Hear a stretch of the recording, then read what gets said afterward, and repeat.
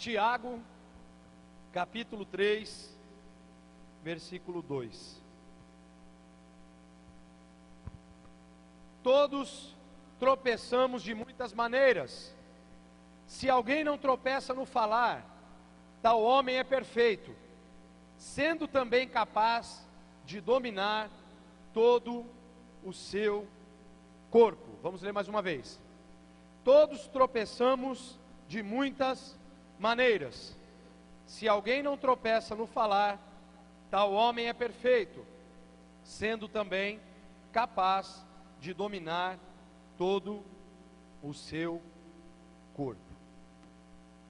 Tema da mensagem dessa manhã: tropece cada vez menos. Eu estava procurando várias fotos ali para tentar colocar no slide. Eu achei essa interessante. Um bloco acima das erosões, né? Se você olhar para essa foto, ela é interessante por alguma razão, por algumas razões, na verdade.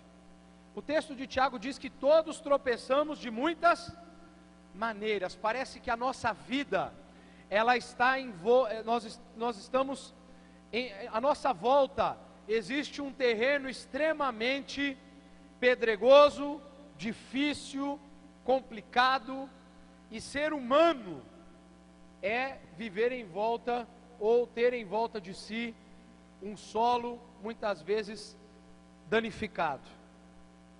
Só que além já dos buracos e problemas e dificuldades que estão em volta do solo da nossa vida, é interessante que surgem alguns obstáculos, alguns blocos, algumas pedras de tropeço, que parece que cooperam para dificultar ainda mais o nosso viver. E eu olho para esse texto de Tiago e percebo que dá para a gente fazer uma alusão a essa foto e ao texto muito interessante, porque ele diz que todos nós tropeçamos de muitas maneiras. E aí, é um fato. Quem aqui nunca fez nada de errado? Tem alguém que nunca fez nada? Eu não vou perguntar para todos, mas por exemplo assim, pegar alguém que eu tenho certeza que não tenha feito isso, né? Porque senão vai que eu me complico aqui hoje, né? Vai que... João Pedro, você já matou alguém? Não. É que você está com o escudo do Capitão América e vai que você é o Capitão América nas horas de folga. Vai que o Capitão América, aí, numas ações dele aí no filme, ele já matou alguém, né? Mas não. O pastor Israel era briguento quando era pequeno, então não vou perguntar, porque eu escutei o testemunho dele, ele era o cara da briga e tal. Pastor Paulo era o dedo mole. Culto de homens é revelação pura quando tem, né? Dá para você aprender várias coisas, né? No culto dos homens. Então não vou perguntar para alguns irmãos adultos aqui que eu vou me complicar. Miyagi, já queimou a mão fritando pastel? Já pulou óleo quente? Você já errou então, né? Porque por mais que o pasteleiro tenha, né, essa coisa, ele já trabalhou com pastel muito tempo atrás, invariavelmente um dia pode ser que o óleo quente pula, né? Mas é às vezes aquela coisa, né? A gente está ali na hora, na correria. Quem aqui nunca parou em cima do Ademir? Estacionou em cima do Ademir, da guia? Principalmente alguns irmãos menos experientes no volante, né? Vai estacionar quando vê o carro tá assim, né? Você não aprendeu isso no CFC, né, Marcelo? Professor de condução, né? De aprender a dirigir, ele diz, olha, se olha nessa posição do espelho, aí se você vê na diagonal o carro, você tem certeza que você pode esterçar o volante, ele vai entrar, a gente aprende tudo bonito na aula. Quando vai fazer na prática, tem carro buzinando atrás, tem gente quase querendo passar por cima, você está apavorado, você vai tentar estacionar de qualquer jeito, quando você vê, o Ademir da guia foi avançado. A gente comete erros. A gente erra para comer. Quem come aqui a cada 3 horas? Tirando o pastor Paulo e a Ivani e alguns outros 2 ou 3 santos no nosso meio. A maioria não come a cada 3 horas. Tem gente, né, Alex, que come 3 horas seguidas, né? Segundo alguns irmãos dizem, não é? Tem fama de comer muito, né, Edson? Tem gente que come por horas, se deixar, né, Nilton? Um churrasco assim. Tem gente que peca de muita maneira, tropeça de muitas maneiras. Eu falo brincando aqui, mas o fato é que a gente é humano. A nossa realidade, como o Tiago está dizendo aqui, ela já compõe de que os erros, os tropeços, eles infelizmente vão ser uma realidade para nós, mas não deveriam ser uma normalidade. Entre realidade e normalidade, existe uma diferença grande, porque realidade tem a ver com natureza, normalidade tem a ver com caráter e comportamento. Então tem coisas que fazem parte do meu dia a dia, eu não vou poder alterá-los, porque eles estão à minha volta. Tem questões que fazem parte do meu comportamento, e isso sim eu posso alterar. Então realidade e normalidade são conceitos que são diferentes, e eles precisam ser. Nem tudo que é real tem que ser normal. Entenderam? A cidade de Paulínia é uma loucura, todo mundo vive correndo, mas isso tem que ser uma normalidade para você? Tem que ser normal para você? Não. Entendem isso? Então a gente precisa trabalhar bem esse conceito. Agora, eu vi uma frase muito legal que eu queria deixar para vocês aqui. O problema não é tropeçar, mas apegar-se à pedra. Alguém já deve ter lido essa frase em algum lugar, tá? É domínio público. Eu não sei quem foi o autor dela, eu tentei pesquisar, mas não encontrei.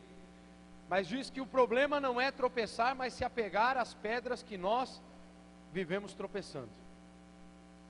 E você sabia que tem gente que gosta de guardar pedra? Tem gente que gosta, né? A Ana Paula usa uma expressão, eu já vi outros irmãos usando aqui, vocês devem ter aprendido isso aqui na igreja, provavelmente, que tem as suas raposinhas, né? Então fica ali, né, em volta. Eu aprendi quando era mais novo na igreja, que tem gente que tem pecadinhos de estimação, né? Cobrinhas. Pega ela pequenininha, parece uma minhoquinha, coisa linda, ela vai crescendo, quando vê ela fez a volta no teu corpo inteiro, te estrangulou e engoliu você de cima para baixo. O pecado é assim. Tem gente que pode fazer aqui a analogia, a questão da pedra, né? Tem gente que gosta de carregar pedra, gente. E uma vez aprontaram comigo. Eu era novo convertido lá em São Paulo, foi no ano 2000, e foi o primeiro acampamento que eu fui. Na hora que terminou o acampamento, olha, tinha crente ruim naquela igreja, eu vou falar para vocês, eles não eram crente não devia ser, não é possível que era crente. Eu estou sentindo que a minha mochila está pesada. Eu estava com a mala e com uma mochila, e eu senti que a mochila estava pesadona assim, eu estava levando, e a molecada rindo, né? Quando eu cheguei no ônibus, os meninos tinham colocado umas 4 ou 5 pedras desse tamanho dentro da minha mochila. Eu pensei que era roupa molhada que eu estava levando da piscina e tudo, e eu não me toquei.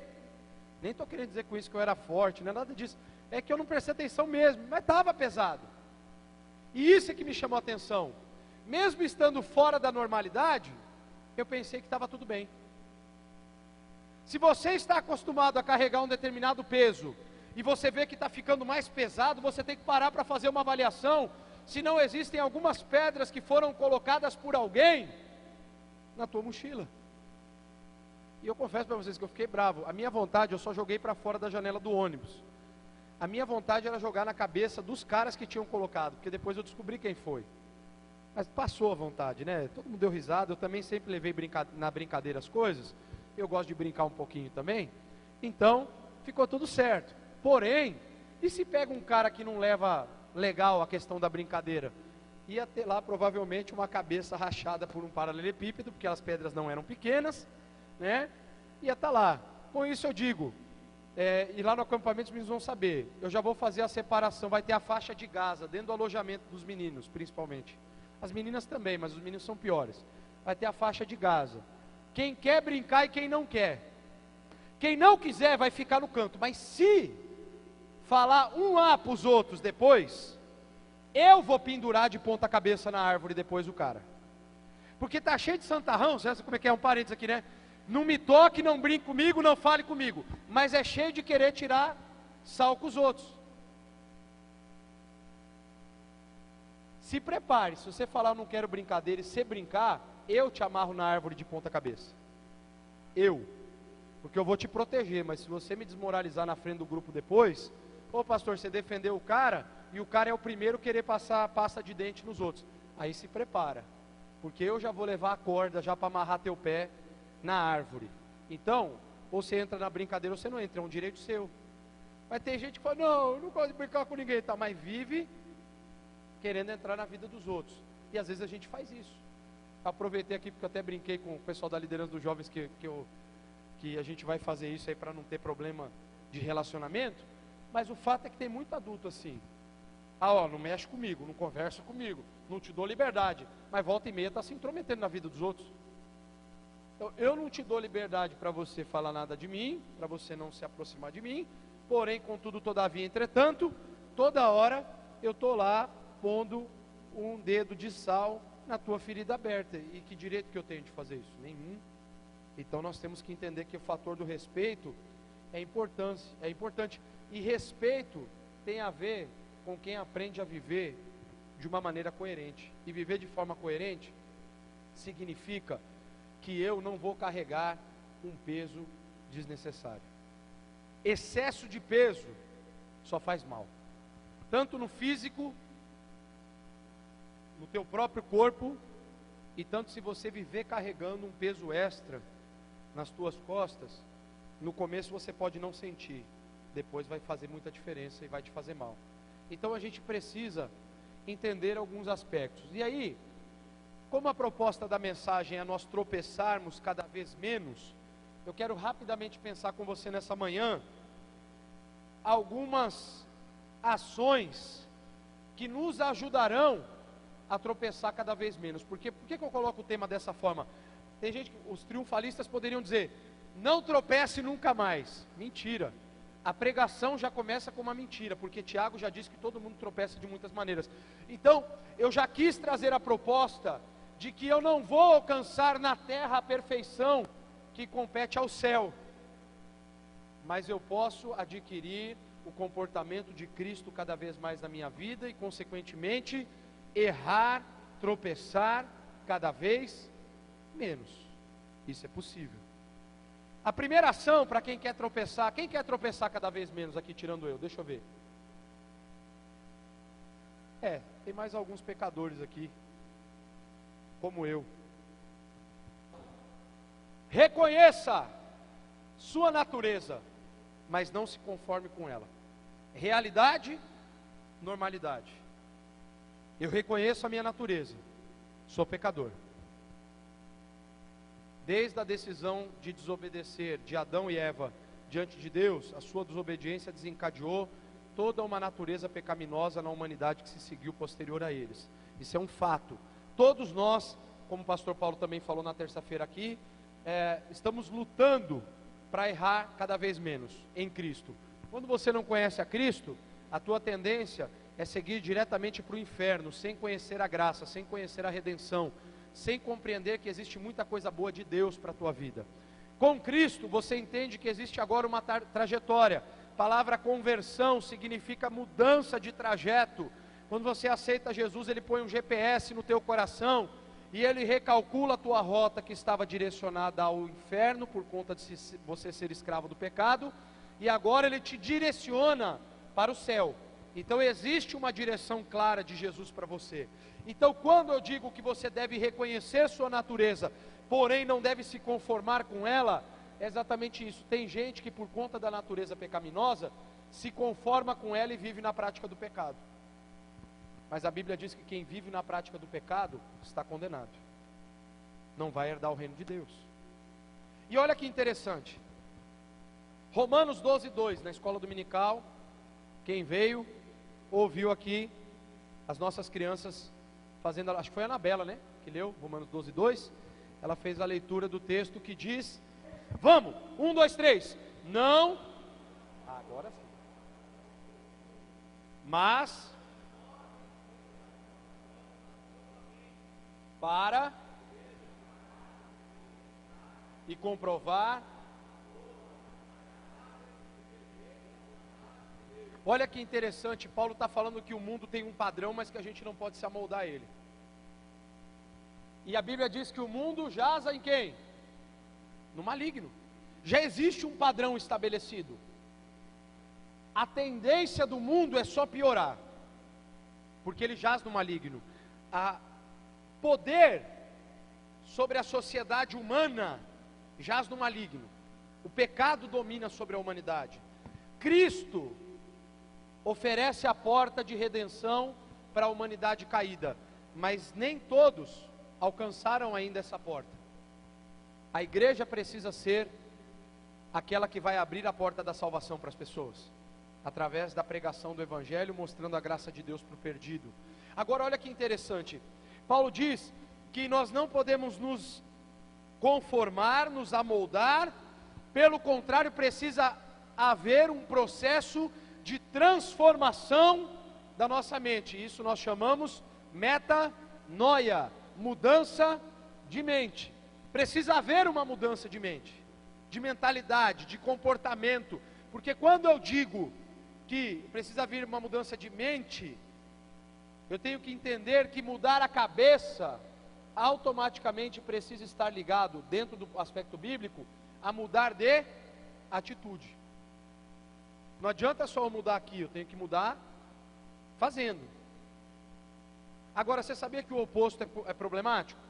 Você pode mudar a ação sem mudar a mentalidade e essa ação não dura muito tempo? E eu provo para você. Quem aqui já fez 165 dietas? Não precisa levantar a mão, só dá uma concordada assim de leve, que eu sei que você vai concordar. Quem já fez 165 dietas e depois de um mês, 2 meses, foi lá e emagreci 10 quilos em 3 semanas, e depois você engordou 15, não precisa fazer mãozinha para mim. A maioria das pessoas que tem problema de obesidade já fez isso e já deu errado umas 60 vezes. Sabe por quê? Porque se a sua cabeça for obesa, o teu corpo não permanece magro. Essa é a verdade. Você pode ficar fazendo academia, exercício, dieta, tal. Você está motivado a algo por um determinado momento, mas isso não significa que vai durar sempre, porque se você não mudou a sua mentalidade, você não vai conseguir ir longe. Vai durar pouco tempo. Eu sofro com isso, acredito que você sofra a mesma coisa.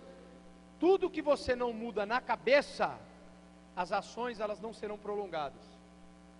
Elas são temporárias, elas vão ser esporádicas. Você vai e volta. Sabe aquela pessoa que fala lá, dieta sanfona, engorda, emagrece, engorda, emagrece, engorda, emagrece? É porque a sua cabeça é obesa. E no nível espiritual, de comportamento espiritual cristão, é a mesma coisa.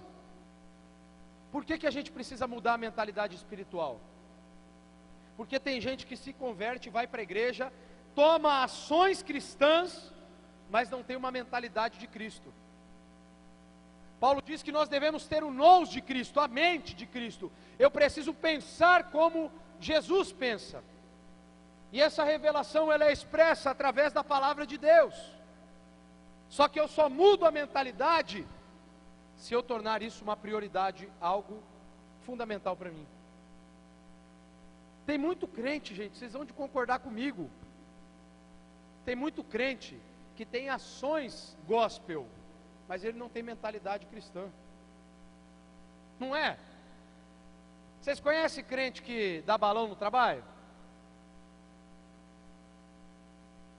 Que o cara fica 1 hora orando no banheiro enquanto que ele tinha que estar trabalhando. Aí depois ele volta para casa e vai ver novela. E fala, pastor, que eu tenho que dedicar um tempo de oração. Então, desliga a televisão e vai orar. Não rouba o tempo do seu patrão, porque ele está te pagando para você trabalhar. É verdade?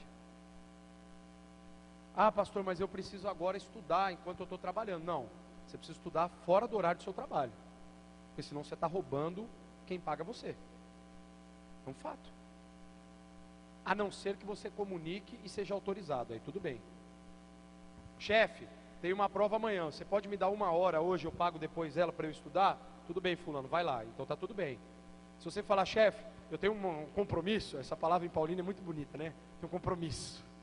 Compromisso serve até dar leite para o gato, é compromisso, eu nunca vi, é muito engraçado. Dar vacina para cachorro, tenho compromisso, eu não posso, eu tenho um compromisso. eu queria que uma semana o povo paulinense descrevesse qual é o compromisso, quais são os compromissos, toda vez que usar a palavra. Eu tenho um compromisso, eu vou fazer isso, isso, isso e isso.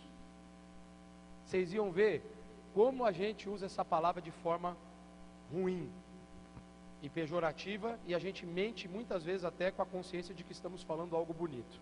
Preste atenção, você pode ter ações bonitas, porém a mentalidade demonizada. Natureza pecaminosa,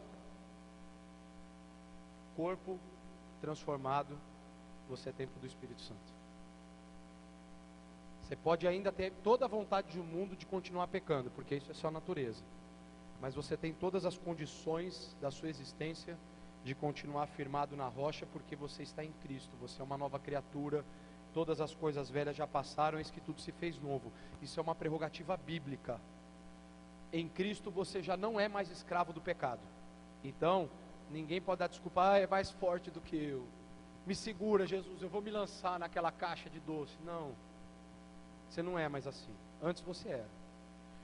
Me segura, Jesus, eu vou falar mal daquela pessoa, eu não aguento. Quando eu vejo eu já falei, Jesus. Não, você não precisa. E quantas vezes eu já me coloquei desse jeito? Jesus, eu não aguento. Todos tropeçam no falar, Senhor. É difícil. Só que em Cristo nós não somos mais escravos. Pode ser difícil, mas não é impossível. Existe uma diferença muito grande entre dificuldade e impossibilidade. Dificuldade você supera, impossibilidade Deus transforma em possibilidade para você. Então, são coisas distintas. Dificuldade Deus fala para você, não faça mais. Impossibilidade, você não pode mais se salvar sozinho porque você pecou. Morro por você na cruz e te salvo. Essa é a diferença. Reconheça a sua natureza, mas não se conforme com ela. Segundo, guarde seus lábios. Um crente excelente aprende a dominar o pior instrumento de trevas que existe no corpo humano, que é a língua.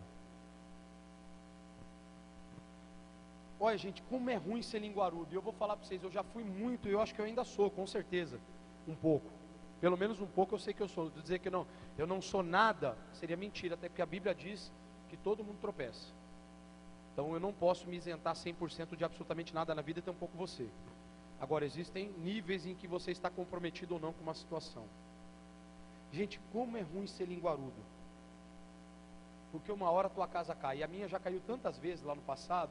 Eu tive que aprender da pior forma possível, quase destruindo famílias, porque eu fiz fofoca. E eu vou falar para vocês, eu tenho raiva hoje de fofoca, gente. Raiva. Porque eu sei o mal que ela causa na vida das pessoas. Quando você trata situações e você está buscando soluções, é uma coisa. Então você senta com quem de direito e diz, fulano de tal está fazendo isso, nós vamos ter que ver o que a gente vai fazer, é assim, assim, assim. Às vezes eu sento com um líder ou com algum pastor para tratar questões que estão acontecendo e você vai resolvê-las, porque quando você só fala e não resolve nada, é fofoca. É fofoca. Agora, como isso pode estar acontecendo na tua vida, irmão? Na tua casa, no teu trabalho. Às vezes tem irmãos que compartilham, pastor, é difícil no meu trabalho, porque é um falando mal do outro o tempo todo. O mundo é assim mesmo. Gente, mas a igreja não pode ser. A igreja de Cristo não pode ser mundana. Ela não pode ser demoníaca. Ela não pode ser carnal. A igreja de Cristo, ela precisa ser separada, santa. A palavra santa, ela não demanda e não denota a perfeição.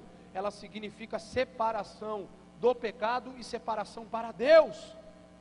Paulo diz que nós somos santificados em Cristo, ou seja, nós somos separados do pecado, ou da escravidão do pecado, para nos tornarmos alguém agora que pode se aproximar diante de Deus, no Santo dos Santos, chegar ao Pai, clamar ao Pai.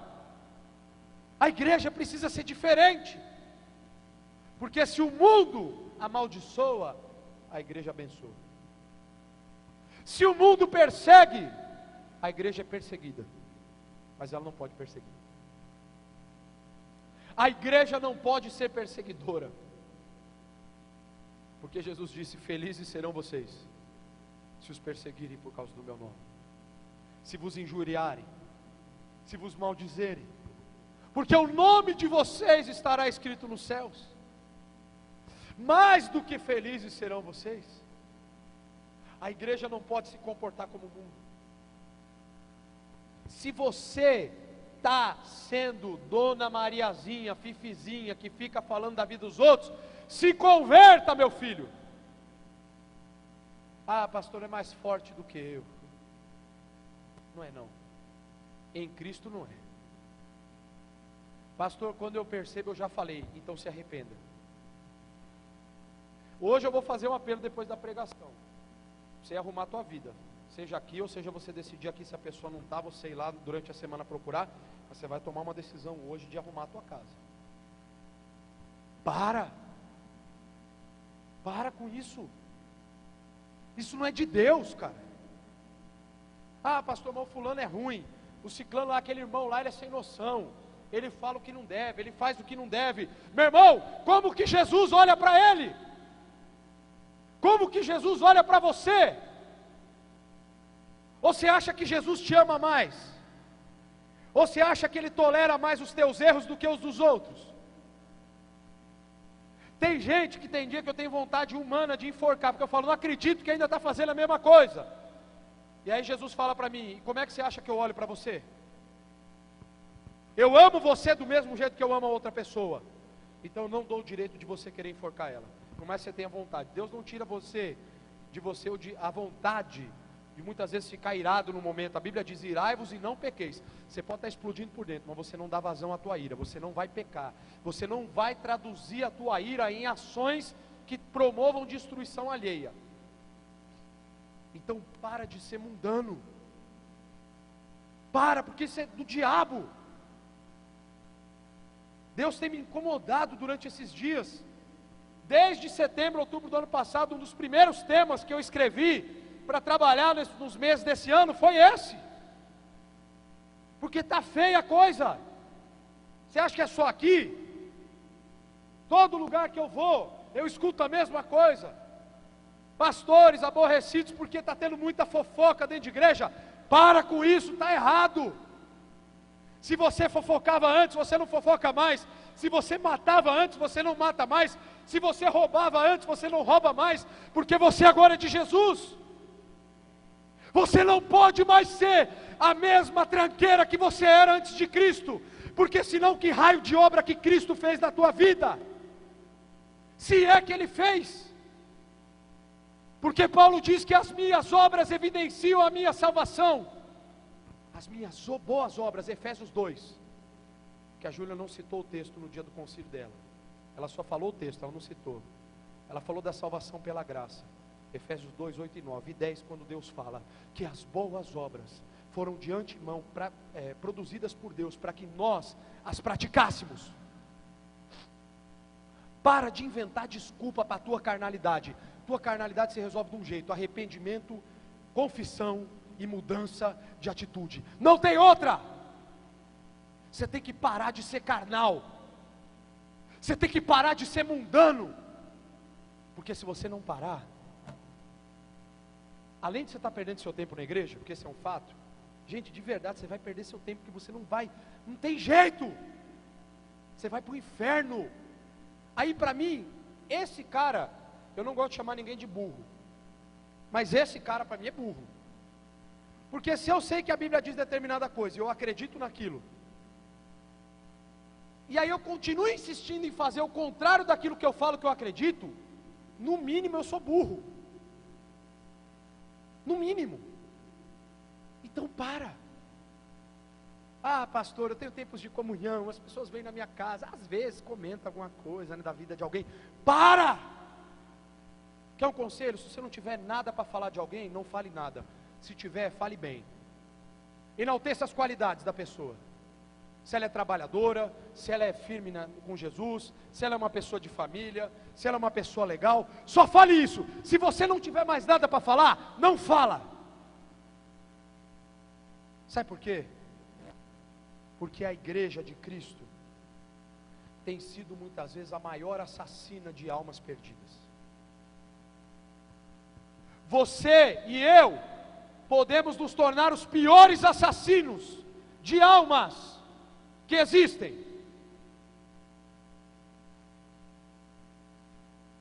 Como eu já cansei de ouvir de pessoas, eu não vou na igreja. Isso eu ouvi lá na outra igreja que eu pastoreei. Eu não vou na tua igreja, pastor, porque o fulano de tal que é membro da tua igreja, um dia falou isso de mim, pastor, e é tudo mentira.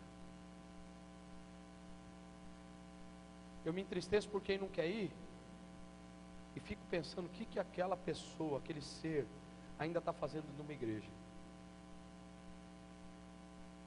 Porque o cara da pior vida do mundo é melhor do que ele. Agora tem duas coisas nisso: para de falar e para de se vitimizar. Para de se fazer de coitado para tudo também. A vida é injusta, a vida é ruim.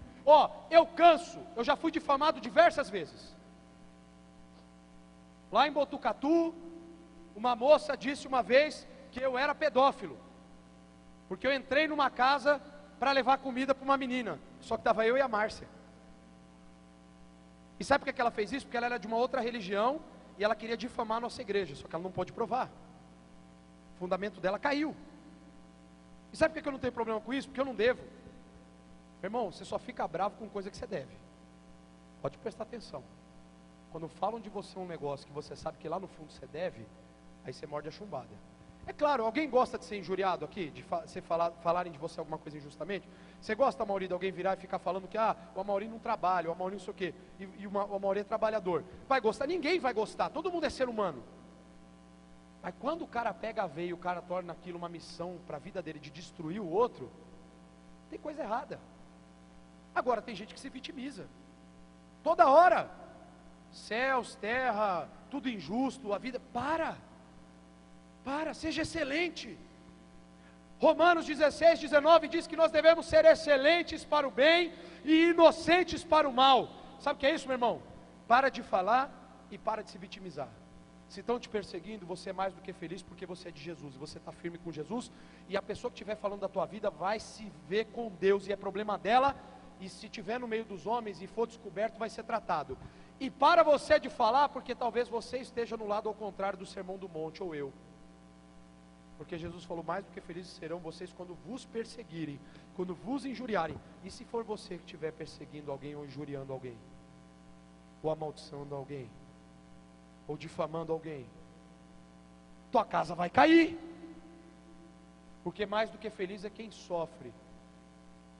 Mas você não precisa valorizar o sofrimento. Você está em Cristo, você precisa ser diferente, eu preciso ser diferente. Comecei a mexer com essa mensagem no sábado passado. Algumas coisas que o pastor Paulo estava trabalhando com os professores, e determinada situação ou outra ali, eu fui pensando nessa mensagem e comecei a escrever ela, já no curso.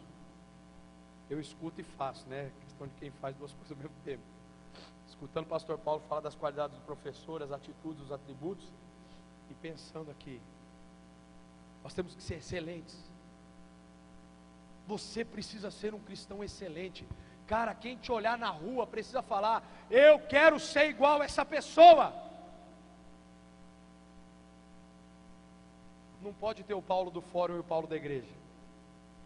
Não, o Paulo do fórum, ele chuta o advogado que vai lá trazer petição, ele xinga o cara: azar seu trouxa, vai, aqui a juíza me defende, vem, ofende funcionário público que você vai ser preso. E o Paulo na igreja: irmãos, não podemos procrastinar as inconcupiscências termináveis ou intermináveis da magnificência. Não, estou brincando, é que o Paulo fala as palavras bonitas, né? Daí eu tenho que tentar chegar, mas nem sei o que significa, eu estou falando aqui. Não dá para você ser duas coisas.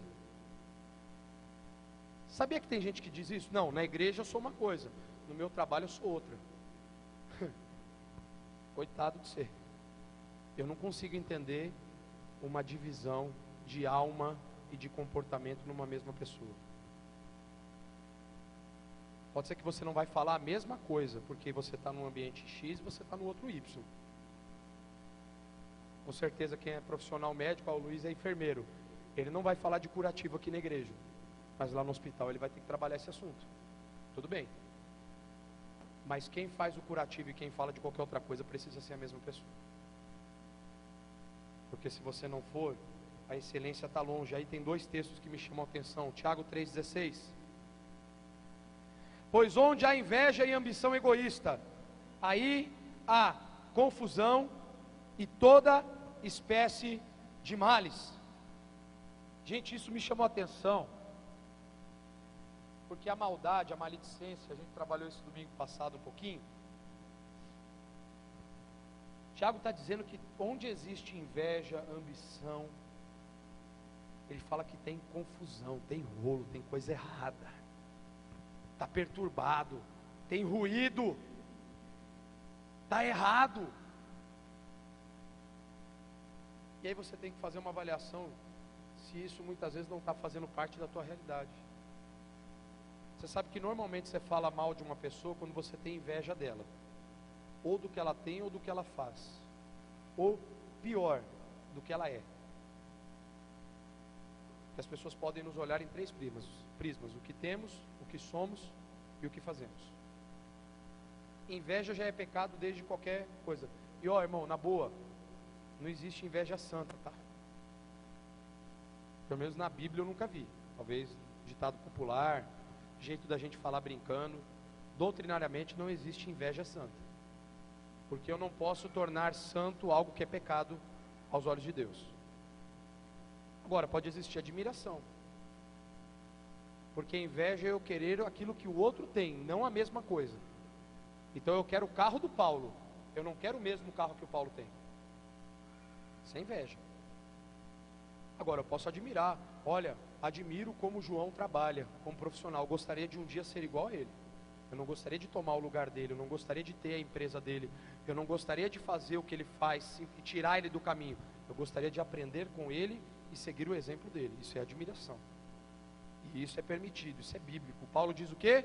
Sede meus imitadores como sou de Cristo. E Paulo não estava falando só de pregar. Vida, dia a dia, comportamento.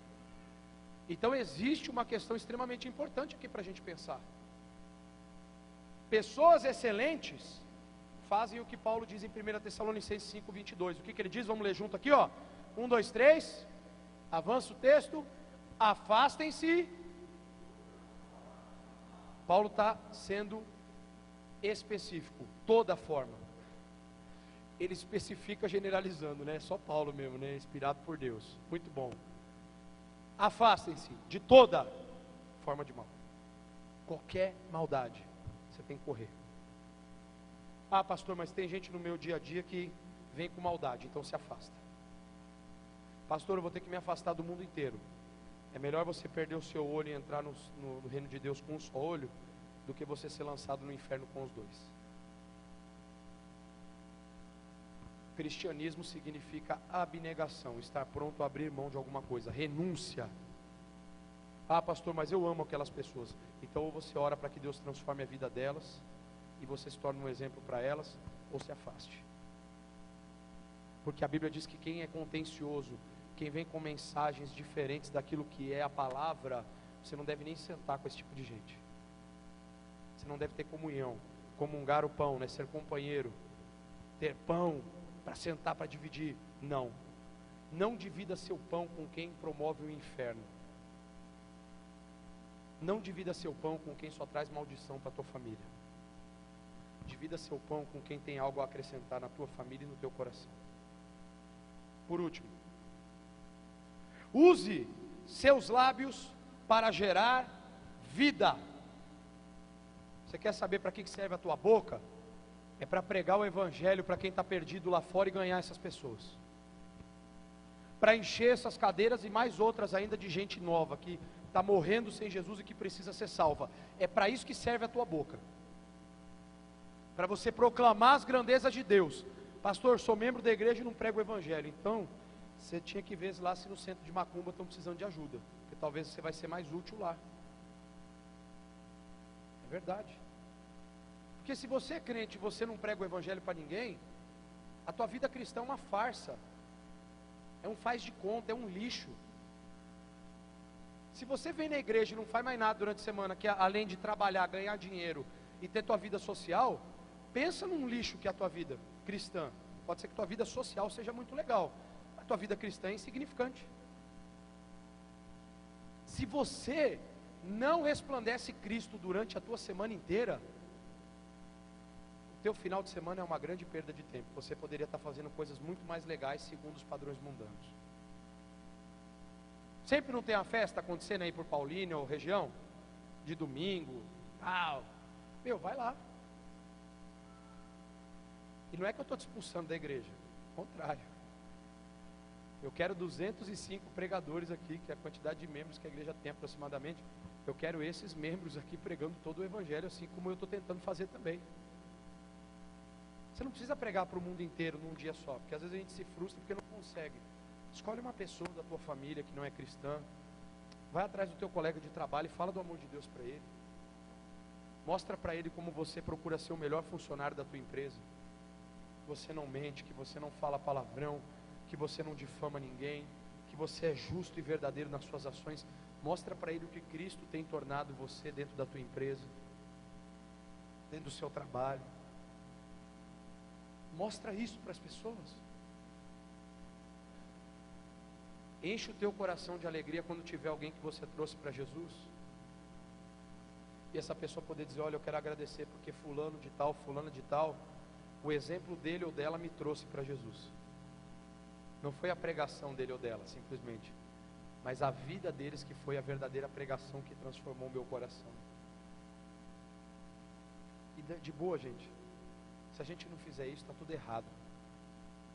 A não ser que você conheça outra coisa na Bíblia que eu não conheço. Porque Jesus deu uma missão para a igreja. A missão da igreja é pregar o Evangelho. A missão da igreja é transferir o amor de Deus para quem ainda não o recebeu. É compartilhar a graça de Deus com ainda quem não conhece a graça. Isso aí é a pregação do Evangelho. O resto, irmão, uma festa, um evento, uma atividade, tal, é tudo bacana, gera comunhão, mas não gera vida, tá? Existem duas diferenças. Acampamento gera comunhão, cuidado, edificação, tal, mas não necessariamente gera vida. O que gera vida é a tua semana. É o cara que você conquista para Jesus lá fora. É a pessoa que você demonstra o amor de Deus lá fora. Ultimamente eu tenho me feito uma pergunta. A gente concorda que todo mundo enfrenta dificuldade aqui? Independente do que você está fazendo ou deixando de fazer, todo mundo aqui enfrenta alguma coisa. Mas as pessoas que mais se frustram e mais têm problemas, não são todas, mas em sua maioria são as que nunca estão pregando o Evangelho, não trazem ninguém para Jesus, não são fiéis a Deus. Você só vai fazendo a listinha. Não prega, não é fiel, não dá testemunho para ninguém. Aí sempre são as pessoas que estão amargas e que vão tentar trazer problemas para que você os resolva. Enquanto que nós teríamos que estar resolvendo os problemas do mundo, que o problema do mundo se chama condenação eterna. E esse problema a gente tem solução, e a nossa solução se chama Jesus Cristo, graça de Deus, amor de Deus, e nós temos o remédio que o mundo precisa para ser curado, e é esse remédio que a gente tem que levar para fora. A doença está entrando para dentro, redundante, mas a doença está entrando, em vez de a cura estar saindo. A palavra igreja, no grego eclesia, significa chamados para fora. A igreja tem que sair para encontrar no mundo pessoas que precisam da cura da alma, da cura que Jesus dá através da obra da cruz, e não o contrário. Preste atenção se às vezes você não está vivendo mais doente espiritualmente do que são. Se você está mais morto do que gerando vida. Último texto que eu quero deixar. Eu lembro desse texto quando a gente cantava lá na escola dominical. Eu não vou dizer que eu era pequeno, porque eu fui para a igreja com 18 anos, mas quando eu era mais novo, lá em São Paulo, a gente cantava essa música. Vocês, Paulo, lembram? Que as palavras dos meus lábios e o meditar do meu coração sejam agradáveis diante de ti, ó Senhor. A gente aprendia a cantar esse salmo, e eu lembrei na hora da pregação, eu lembrei da música. Eu falei, olha que interessante, o Salmo 19, ele diz que as palavras da minha boca e a meditação do meu coração precisam ser agradáveis diante de Deus. Elas precisam ser.